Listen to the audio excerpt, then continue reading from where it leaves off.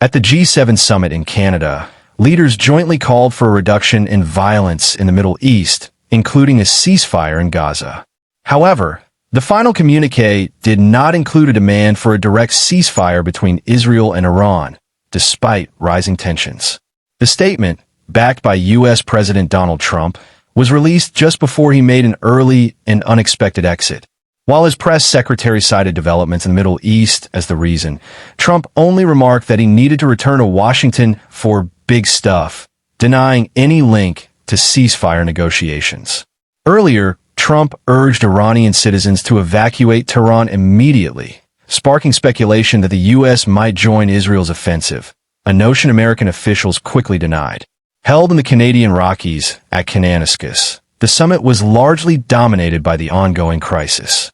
Leaders affirmed Israel's right to defend itself and described Iran as a destabilizing force that should never possess nuclear weapons.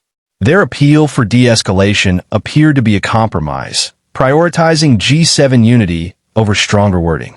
Before boarding his flight, Trump told reporters he was leaving for obvious reasons.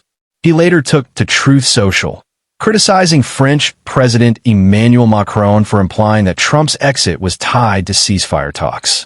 Wrong again. He has no clue why I'm headed back to D.C., and it's definitely not about a ceasefire. Much bigger things at play. As usual, Emmanuel gets it wrong. Stay tuned.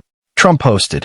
There were also reports that Trump had summoned the National Security Council to meet upon his return.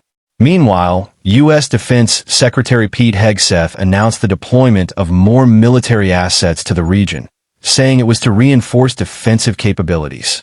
White House Press Secretary Caroline Leavitt insisted the president had a great day at the summit and secured a U.S.-UK trade agreement.